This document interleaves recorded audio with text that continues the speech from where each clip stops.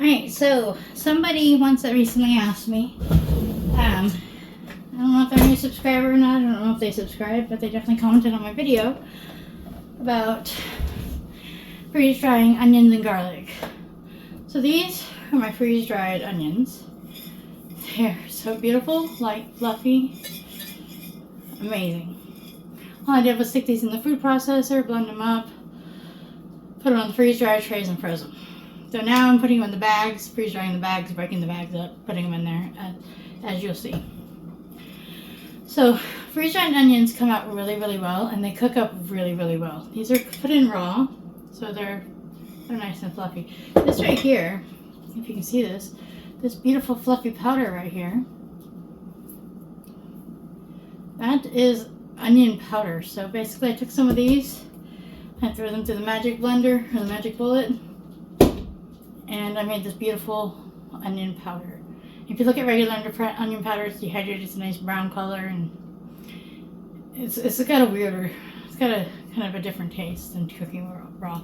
This gives you the natural onion flavor, so it's a lot cleaner of a flavor, and it's a lot fluffier. So this is what the onion powder looks like. I would definitely recommend it over, if you have a freeze dryer, or you have a friend with a freeze dryer, I would definitely recommend freeze drying your own spices and stuff like that, and powders and stuff like that, because this came out way better. The garlic, however, it came in chunks because this stuff is really sticky. So no matter what I did, I probably could have rinsed them off or something, I'm not sure. But they really stuck together in the thing. So you have to really go in there and break it up to get a better thing. I can throw some of this through the magic bullet and get a nice garlic powder and have a nice clean garlicky taste. I could do that, I haven't. But I definitely could. I have plenty of garlic powder in there I want to go through, and then I just actually end up using this most of the time anyways. I just grab a little bit and break it up and put it over the food. Though you have to do be careful with how much you use, because what is freeze dried is a lot more than the same size freeze dried is like twice as much as if it was raw. So you definitely want to take caution with that, because they do shrink when you freeze dry them. Here's a good example between freeze dried and dehydrated. This is green onions that I dehydrated a long time ago, and they don't always look the greatest. Okay, so the stuff on the top was actually store-bought freeze-dried green onions, not so great looking, but look how beautiful it is underneath. They shrink down a little bit, yes, but it just comes out really gorgeous. They almost look like chives. So that's the difference between, and then you have a different instant taste. This kind of has like a little bit of a burnt flavor, and this has the green onion flavor. So definitely worth the investment. This is one of Doxy's favorite taco toppings now. I grabbed a bunch of jalapenos. I guess I got something from one of the other trays caught up in there, but I sliced up a bunch of jalapenos, threw them on a tray, and then freeze dried them. They look gorgeous. He likes to take them, just kind of crumple them up on top of his tacos, and gives them a little bit extra heat. So this was full. It's not full anymore. So this one goes in my cupboard along with the onions, because this gets used so regularly. These are red, orange, and yellow bell peppers. I basically just stuck them through my little slicer and sliced them all up, put them on trays, and then freeze dried them. I used these in omelets recently, and they were so freaking amazing. So this is definitely something I want to pack up with some of my powdered egg. It makes so I can have like little breakfast scrambles or whatever. But yeah, I guess it didn't really turn into an omelet.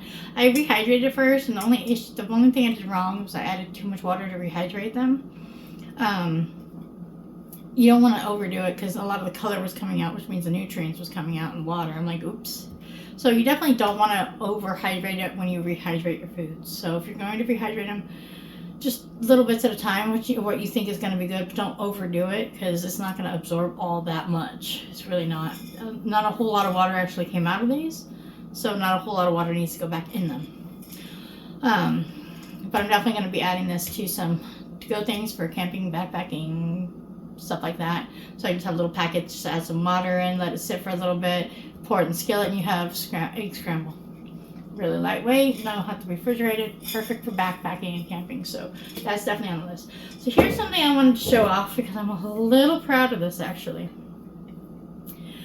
These are my avocados, and if you notice, most of them are not brown. A few did get a little brown, but most of these didn't. So what I did is I cut them and immediately put them in vacuum seal bags, sucked out all the oxygen, because the oxygen was what makes them brown. There was one tray that got a little bit brown because I pulled them out and was doing something with one of the trays, and one of the trays defrosted a little too much. So one tray got a little bit of browning, but I didn't have to use lemon juice or anything like that. Come on, there we go. Zipper came off. So I don't have to use lemon juice or anything like that, which, you know, is not a bad thing either. But I just stuck them straight into vacuum seal bags and straight into the freezer. And then straight from the vacuum seal bags, oh, that's what it was. I was taking them out of the bag and putting them on the trays, and didn't put the trays in the freezer in the meantime. So the bottom tray got exposed to air a little bit longer, started to brown a little bit. Got it into the freeze dryer that was already pre-frozen, so that wasn't an issue. And I have these beautiful green avocado slices, which I'm pretty sure when I reconstitute, I can turn into sushi, because I absolutely love sushi. I'm also going to play around with freeze drying some of the sushi ingredients that I use. Not really some, more like the crab meat, which is down there and on standby, ready to go. So that is the latest update on these gorgeous foods.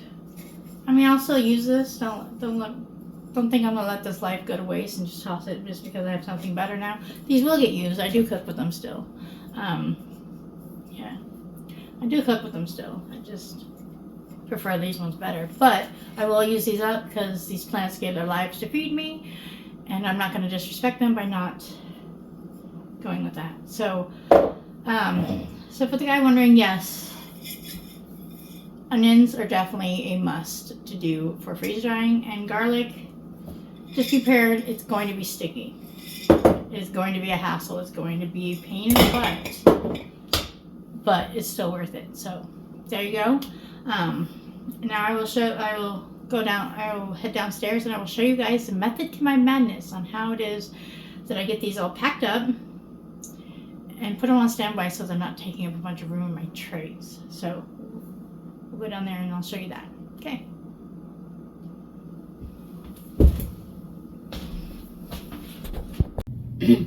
Back doing stuff with the freeze dryer. Just recently cleaned it out, though it needs a good wipe down.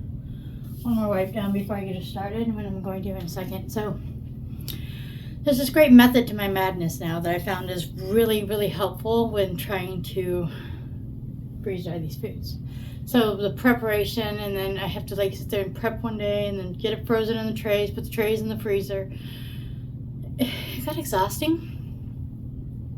So a new method to my madness. I will get to that in a minute, but for now I want to show you about a problem I had with the oil. It actually turned out to not really be a problem, but when you're new at this, it was a problem.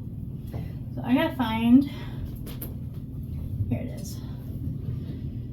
So I switched to the Robinaire from the original stuff, and there was a weird thing going on with the oil, and I don't know if this has settled down and fixed itself or not, but let's see if I can show you. This was the one that had the problems with. Oh, you'll get to see it.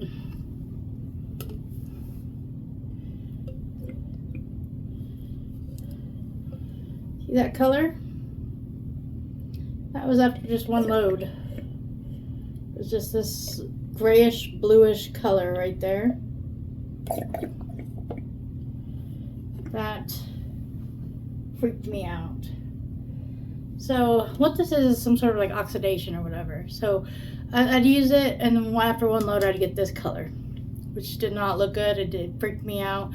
So I talked to Tim from StayFresh, and he says he's had some people notice that they're having a reaction like this, and it's quite common. But when it's dark colored, you can't tell when the oil is dirty or not. Technically, it's not going to harm it or something, but you can't really tell. So I give it 2 runs through, and then I call it quits, which is about what I really get with my oil anyways. So after a bit, this actually just stopped. it was doing it at first, and then it just stopped. Whatever the chemical reaction was, it stopped doing it. So this is no longer an issue for me, but it was freaking me out. So other people are noticing they're having the same colorization with their oil. He did, I don't have it offhand. There is another oil that he suggested that it might not do this, and it's also actually better for the machine because it helps prevent with rust and stuff like that. And I was having some rust issues at the beginning, which also freaked me out, but that has also resolved itself. So thankfully that is also not an issue. This is my, I don't know if you can see it, but I have it still set up on how I drain my oil. So I do have a fun method for draining oil. So I start with the one from StayFresh, which just has one of these. Sometimes I'll put in some paper towels because they just absorb better and they filter out better than these thin little, don't really do much coffee filters. And I have to special order bigger ones, and I just don't have the money for that, to be honest. Between the oil, packing supplies, and all that other stuff, I really just don't have the money to also buy filters at the moment. So I'm using regular ones. So what I'll do is I'll come in here. Well, I go to functions and I'll just hit pump off. I'm gonna turn that off. And there's no oil in it, so I don't want it to go. But you just hit pump off and it'll actually turn on the pump, and I'll let the pump run for about 20-30 minutes, and then the oil just glides right through the thing. It filters out better, or it runs through the filter better because it's just oil and less viscous that way. Oil, just oil. It's thinner and less viscous. It's not as thick. So it filters a little bit faster, and then I'm able to get it filled up, let that drain a bit, and then fill it up again and let it finish draining. And then when I'm done with that, what I'll usually do is I'll run it through this one. Now I have the extra systems because of the issue I was having with the dark oil. Now you can see the difference right here. It still has a little bit of a tint to it, but it's not, and it actually is way darker. So this still has a slight bit of the tint to it. And this is only one batch. So this is only run one batch. And you'll notice little bubbles at the bottom. I'm not sure if you can see those, but there's little bubbles at the bottom. Those are actually water. So when you put this back into the pump, usually if it's this color, you don't want to do it. But since I have the color thing, kind of messing up my judgment on it. But I know this is only run one batch. And I know it's harvest, right? Yuck. But the filter is actually really good, so I like it. So I get a double filtering thing going on. So once I take it out of that, I can pour it in there. I can put fresh new oil in and then use this a second time around, or I can just pour it directly into the pump, which is what I'm going to be doing today because my freezer got really full and I'm getting it a little yelled at. So that is also fun. So then I have this one. So it is slightly colored. Usually if your cut machine's not doing that, you don't want to use this kind of color. But again, I know it's only been one batch. It wasn't a very big batch either. So I'm going to go ahead and use this again. Otherwise, you want to go with a nice clear one. And this is not canola oil. This is actually the dirty color. So how dirty it gets. Yeah, there's some nasty oil over there. But this is where I'm putting my other stuff because I don't have another big empty one for the time being. So they're going in here, and then I can properly recycle it where it's supposed to go. So I'm going to show you this cool little method to my madness on how I not have to stack my trays in my freezer anymore. So I will be right back, and I will show you exactly what I mean. Okay, so normally what I do is I will get this thing started, I'll have it start to freeze and everything like that, and then I'll come back through and I'll load it with trays later. I'm not doing that today because I don't want to have to go up and down the stairs. And since I'm filming, I've already had to do that a few times. Plus, I moved a lot of stuff from the up freezer to the down freezer. One of the down freezers. So this is some pre-cut Anaheim chilies. I don't like the whole roasting and then it comes out really weird for me. So I don't like to do the roasting of the peppers and then put them in the freeze dryer. So I'm just going to do them straight. And I'll cook them when I need them. So what I did was I got a bunch of bags, chopped them up, used my little hand chopper thing, and then I put them in this freezer bag, and I stick these in the freezer. That's way when I open it, I can break them up, which is very important actually, because when you break them up, they stick less in the machine. So when you take them out of the machine, they're not all stuck together. So that is actually kind of important. That helps you have a nice fluffy batch of stuff. That's how I do the onions, especially. I have a nice big fluffy batch of onions. Garlic, however, is very sticky, so I can't do that with that, so it comes out in little clumps. I'm gonna go ahead and get this going in here, even though I don't have the, I haven't pre-frozen it, but I did bring some trays down. So, I'm just gonna start it this way.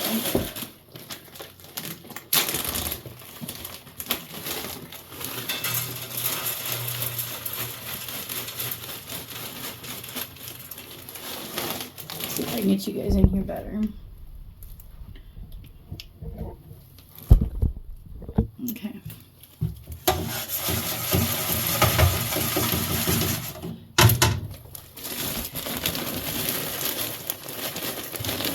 Now see how much they just move on around and everything?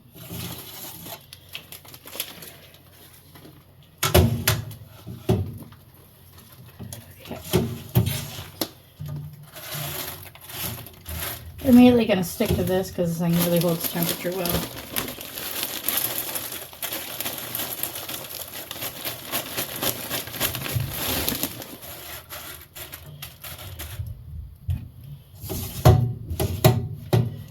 I did wipe it down while I was away, so it's nice and clean now. Okay. Next. Okay, but you still gotta be careful with these trays. I've sanded mine down, but they still cut me.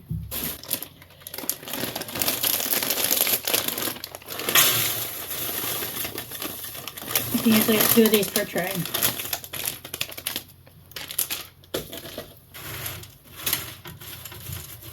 See, some of these are already sticking to the tray.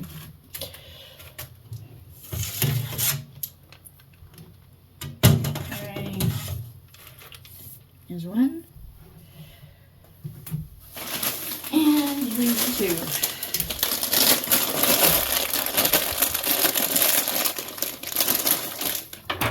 I especially love the fact that I can now use the frozen fruits that I buy at the store.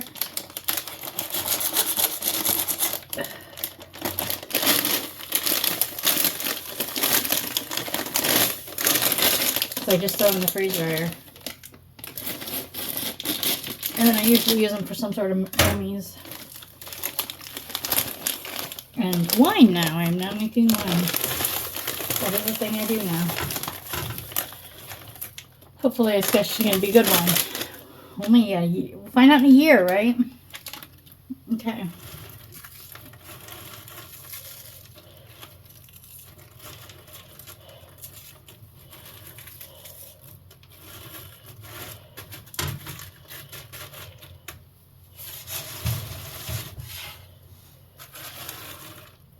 Put it in there.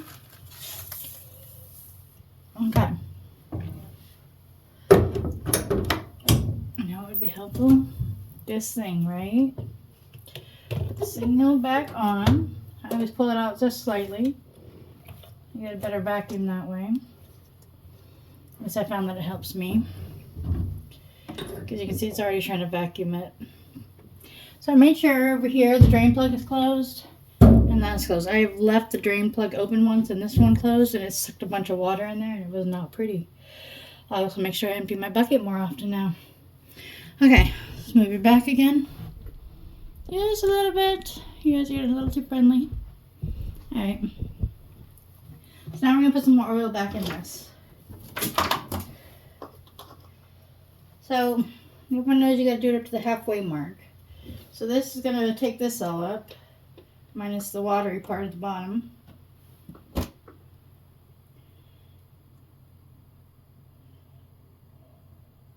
And then I'm going to have to add a little bit from the big one. And this is probably going to be the last batch for this oil. But see, yeah, it was doing the bluish color and then it just suddenly stopped doing it as blue. And now it's a lot lighter.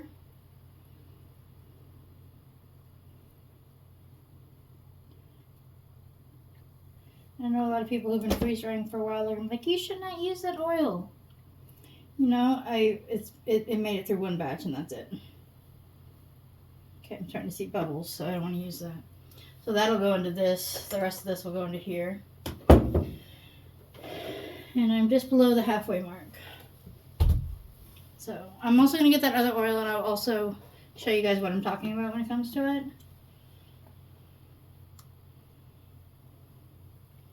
That's all I needed was a splash.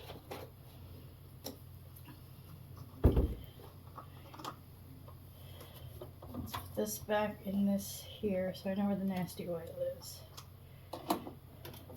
And I also need to clean my table because it's covered in oil.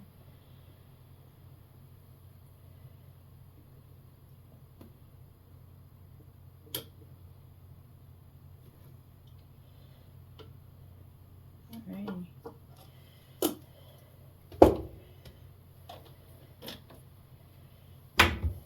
This thing actually hasn't run in a few weeks, so I've been just got other things in life happening. This is actually just that one splash, put it just above that halfway mark, which is still fine. It'll still work. Okay. So I'm going to bring you guys in because you guys have never actually get to see this, and I don't know if it's even going to come through very well. Looks pretty bright. Oh, there it goes.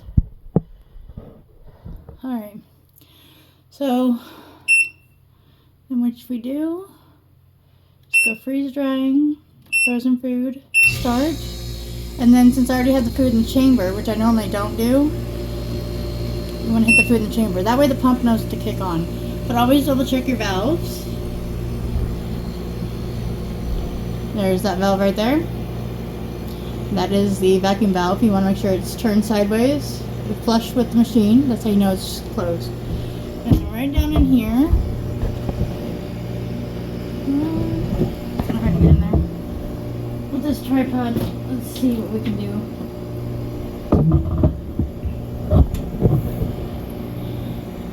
There it is, kind of. Let's get you some light.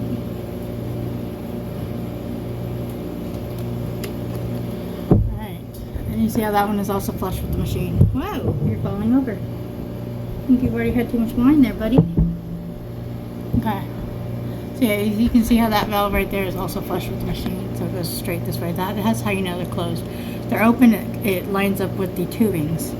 So that's how you can tell the difference. So we're just going to go ahead and let this go ahead and do its thing. And it'll probably be done sometime, I would say tomorrow.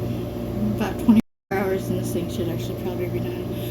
These things are pretty easy and pretty quick to do. So I'll let it go for now, and I'll show you how I prep some of the other stuff for this. Although I've got most things already filmed. See how fluffy these turned out? Barely any sticking. Always do this with clean hands, by the way. Since break pretty easily, nice and dry. So simple. My method took some refining, but this seems to work really easily. And I don't have to put these trays in the freezer. Don't forget, if you're liking these videos, to like, share, and subscribe. And also you can ring the bell for notifications, and it'll let you know right when a new video launches. And if you haven't subscribed yet, you can subscribe right here. And also, if you want to see all the videos that you have missed so far, you can click right here. There's a fan. You can click right here, and it'll send you to my videos in order playlist. You can watch them all as I drop them. And we'll see you next time. Bye, guys.